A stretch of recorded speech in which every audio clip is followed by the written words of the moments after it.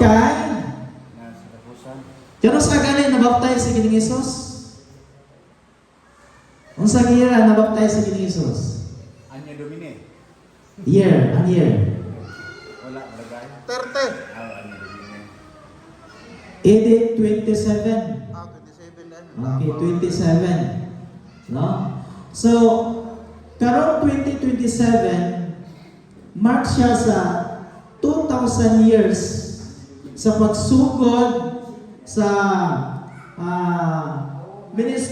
ministeryo ni Gining Hesus samtang siya ingon nga nabaptize niya itong AD 27. So, muna nga gi-celebrate mga kaigsunan sa ato nga iglesia ang One Voice 27 aron nga pag-encourage sa tanan nga mga kaigsunan nga makigabuylog kita sa mensahe kaoba ni Gining Hesus.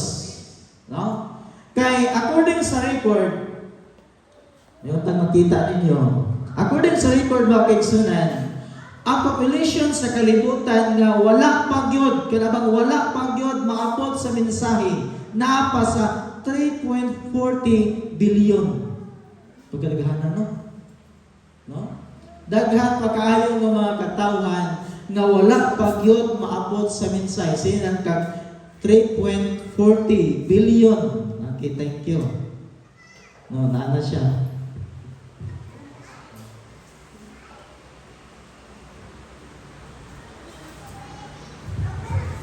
Mga kaigsunan, in Revelation chapter 21 verse 5, yan siya. And he who was seated on the throne said, Behold, I am making all things new. So, mo gina ang emphasize sa Ginoo nga baguhon niya ang tanan nga butang. Kay before kita makahimo sa pagmensahe mga kaigsunan, aduna pa po tay himuon sa atong trutag sa kagalingon. Ano? Dili kita pwede nga direkta-direkta na, no? Direkta-direkta ta.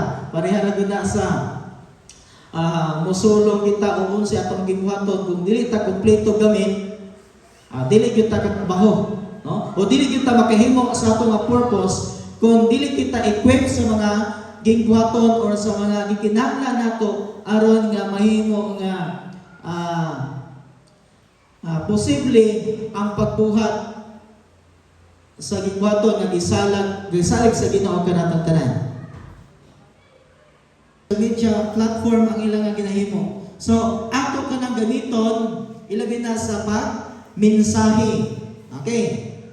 And then ingon diri siya sa Evangelism page 122. Let every worker study, plan, devise methods to reach the people where they are. We must do something out of the common course of things. We must arrest the attention. We must be deeply in earnest. We are on the very verge of times of trouble and perplexities that are scarcely dreamed of. So, bisan unsa pa ang atong work mga kaigsunan, bisan unsa pa atong gigbaton, ang atong himuon, magtuon kita, magplano kita, maghimo kita mga lain-lain nga mga methods nga din makaminsahe ta. Kay kalabanan sa atong naghihimo sa pagminsahe sa man. Bible study, crusade. No, gani natay crusade dito sa Maningkaw, naging mutag crusade dito. So kalabanan mao gyud na ang the strategy ang atong nga ginahimo, no? Bible study, mga krusada, muna atong nga ginahimo. Pero daghan pa kita nga mga devices di nga pwede nato nga maplano, pwede nato mahimo nga magamit nato sa pag-ebanghelyo. Pinaagi usab sa atong social media.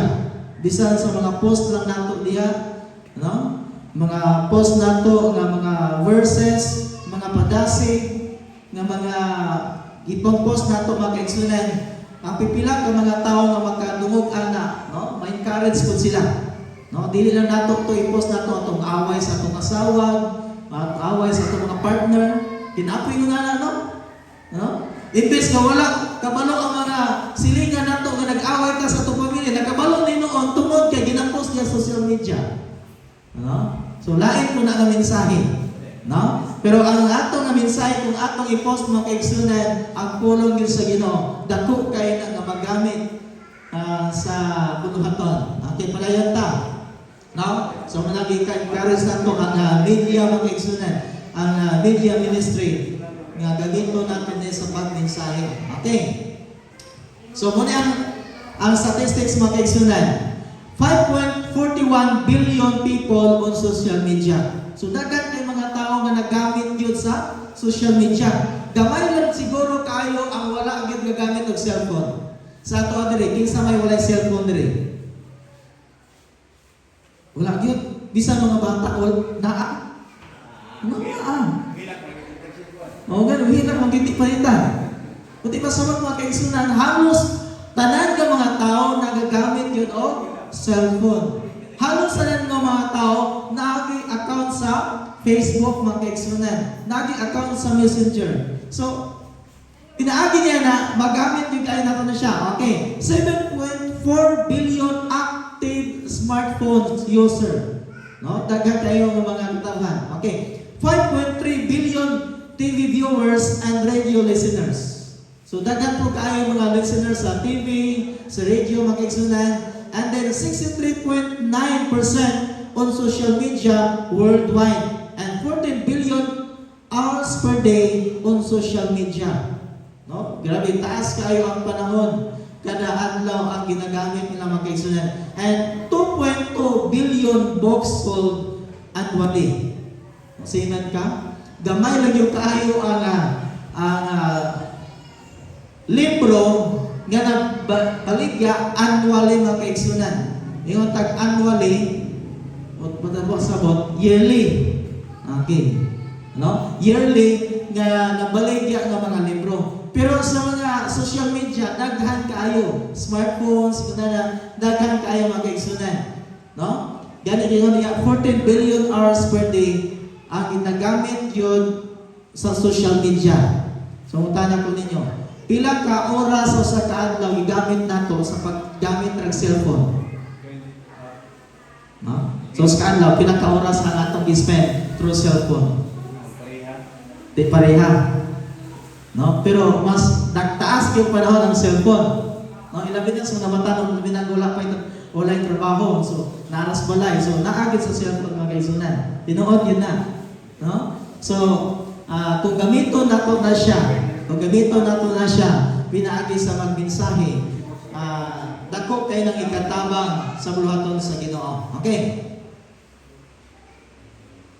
So, unsa ato nga himuon, ang ato nga project mga kaigsunan, karong September 2027, muna siya ang timing team and global marketing, diverse in decentralized approaches and contextualized in the communication of the message. So karon nga September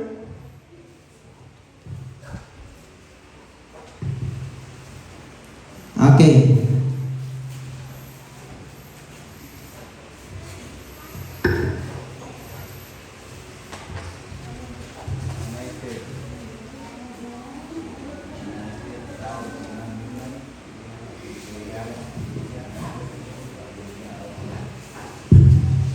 Okay.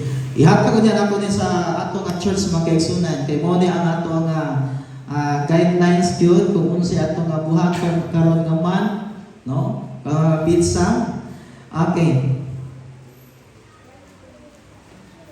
Okay. So sa July 1 to August 8, muna ginatawag natong information nga i-inform gyud ipabalaw kini siya nga programa about One Voice 2027. Okay, One Voice 27. So karon July 1 to August 8 muna siya information. Ang in charge ani mga pastor, elders, communication, and schools and hospital administration at administrators. Ang goal ani all churches, all schools, and all hospitals kinahanglan aware sila niini nga program. Okay. Then August 8. Karon nga August 8 muna inatawag nato 20 days of prayer. No, 28 days of prayer. August 8 to September 4. Sakto ba? Igo ba nga 28? Igo nga 28. September 8 August 8 to September 4 mo na siya ang 28 days of prayer. Ang atong himuna ni mga kaigsunan, atong i-review ang atong 28 fundamental belief. So di ba sabot, kada adlaw gikan sa August 8 to September 4 ato gyud nga tun-an kada adlaw ang ato nga 28 fundamental belief. Kinsa may naanay ni nga libro ang ato nga 28 fundamental belief? Wala pa. Na. Ano? Na siguro ang mga elders nato naani. Okay. Pero kung wala makita ka purchase ani nga libro mga kaigsunan, dali ra kayo ni i-download lang yun sa inyong cellphone. No, naaman ta tanay cellphone, i-download na to, pero mas maayo gid unta kung naatay libro. No, naatay libro ani ang 28 fundamental belief. Aron ma-review na to mga kaigsunan. Okay.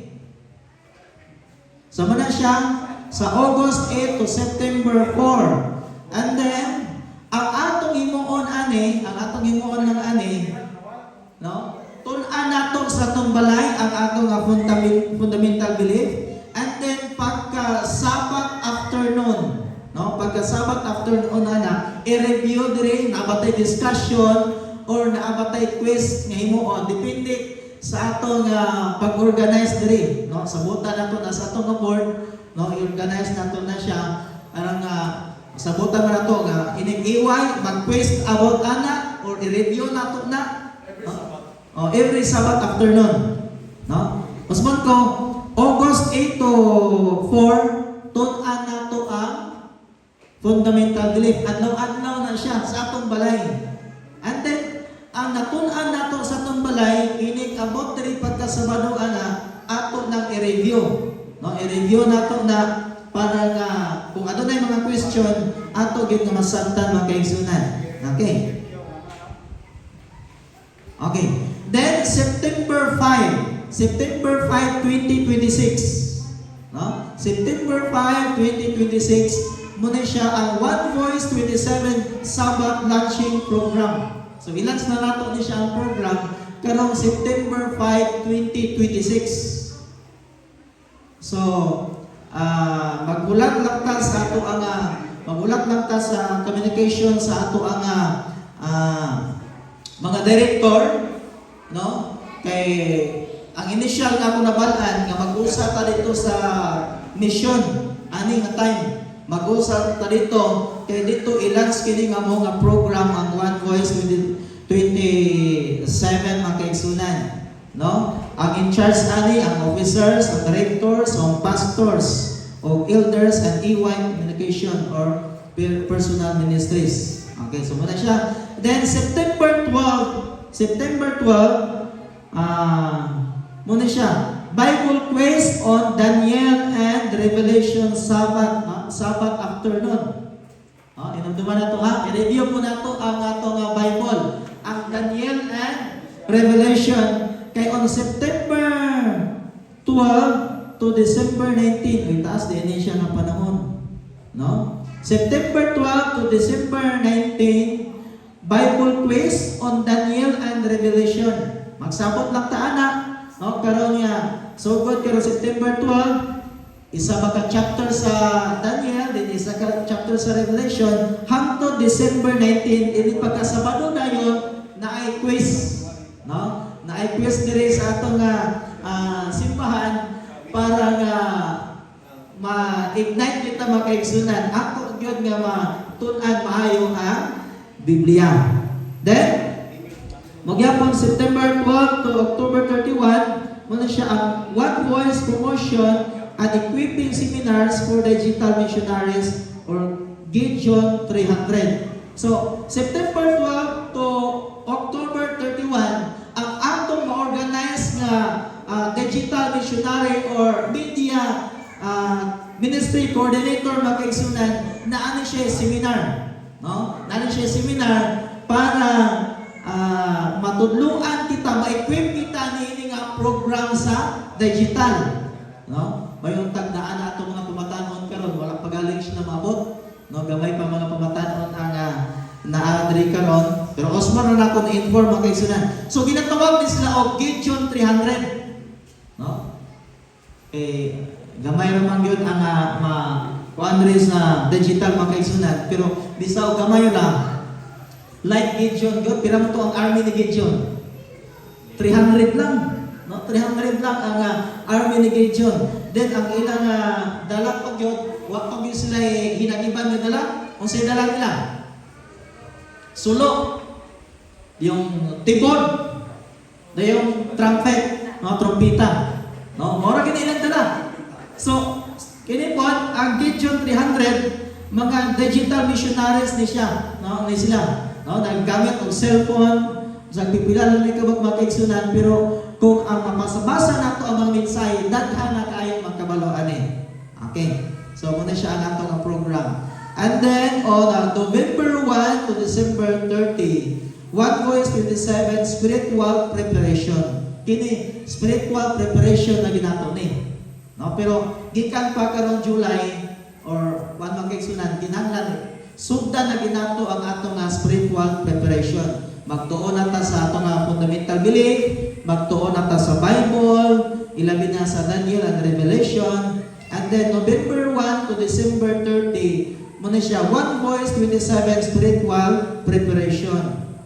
Ano na prayer conference, no? Establish online prayer chains, they have revival meetings no November 15 to 21, and then family worship revival emphasis.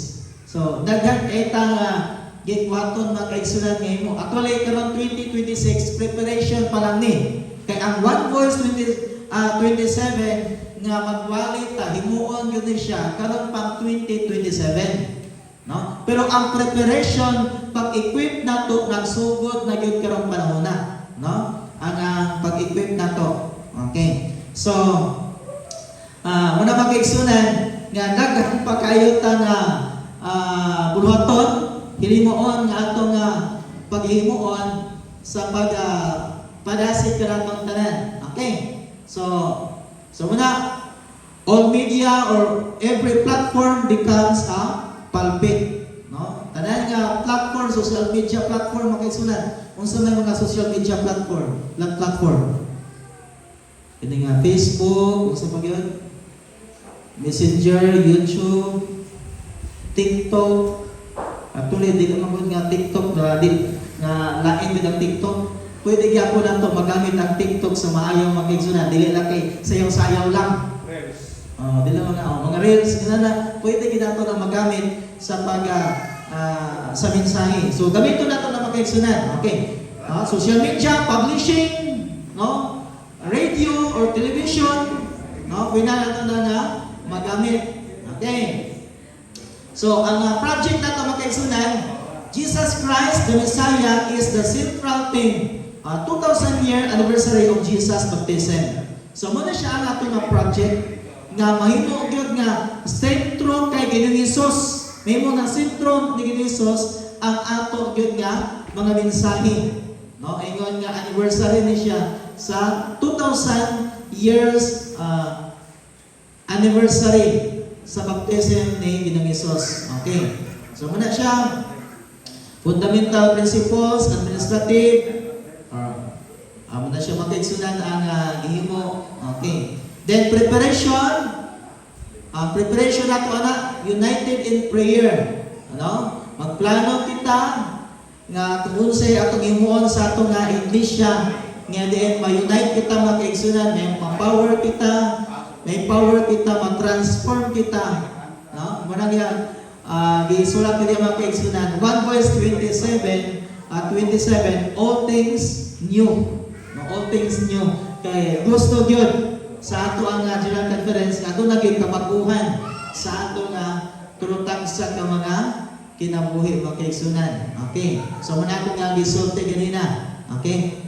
So diya sa testimonies to ministers and gospel workers, page 114, ingon siya. When the books of Daniel and Revelation are better understood, believers will have an entirely different religious experience. Uy, kung masabtan din nato yun mga kaigsunan ang libro sa Daniel o sa pinadayag. Aduna gyud tay maayo nga pagsabot, no? Ang mga kaigsunan, adunay maayo nga pagsabot sa ato nga relihiyoso nga eksperyensya mga kaigsunan. They will be given such glimpse of the open gates of heaven that heart and mind will be impressed with the character that all must develop in order to realize the blessedness which is to be the reward of the pure in heart. So, manang isulti diya sa Testimonies to Ministers and Gospel Workers, page 114. Okay, so, ang sa preparation niya po, the Desire of Ages, spend a thoughtful hour each day in contemplation of the life of Christ. Okay, ang purpose kita nato ani sa ato kinabuhi nga mahimo kitang sama ni Kristo. So aron ato nga ma-complete nga masabtan gid nato ang kinabuhi ni Kristo makaigsunan. Asa man nato nga libro basahon? Okay, sa Desire of Ages. No? Diya basahon nato na makaigsunan. Ano, naaman po na diya sa Biblia. Pero dugang pagpasabot nato, masabta nato diya sa Desire of Ages kung nga books makaigsunan. Okay, ang purpose ani, ang atong purpose, church mobilization, every member personally involved in disciple making, and every Adventist media outreach connects interested people with local churches. So, mo ginato nga purpose, kitang tanan, no? So, una, mo ang ginagamit nato TMI, total member involvement. Oro gyapon ni makaigsunan, TMI gyapon ni siya. O tanan nga mga membro gyud sa iglesia mahimo nga makikiusap sa himo nini nga hingwaton. Bible study request makaigsunan. Every church transforms into Bible school actively following a Bible study request. So mana siya, no? Atong imuhon ang atong iglesia mahimo yun nga Bible school. Doon ay mga request about sa Bible study ato matagaan o pagtagad na kaigsunan. Okay. And then harvest events. Mag-harvest na punta. Every church hosts harvest events, welcoming viewers and listeners from every media platforms. Members establish home groups within their communities. And then, gamay na lang ang kaigsunan. So, muna siya pa-encourage yun sa ato ang mga leaders, no? Muna siya ang atong vision for all, communion with God, identity in Christ, and unity through the Holy Spirit. Okay, maupo na atong lesson karon about yapon unity kung nag-iusa. So, I hope mag-igsunan, no, na nasabta na to ni ang purpose ni One Voice 27, no? Nga magsugod yun karon, no? Magsugod yun sa una sa ato nga kinabuhi nga adunay kabaguhan sa ato kinabuhi mga kaigsunan. And then i-prepare po sa ato nga pag-prepare sa ato nga spiritual life o mahimo kita nga hours sa ato nga programa o magamit nato ni in 2027 mga kaigsunan sa ato nga pagpangwali. Okay? So, dili na ko to, o I hope nga ato kining nasabtan o ato usang masuportaran kining nga mga programa. Daghang salamat o maayo nga buntag sa tanan.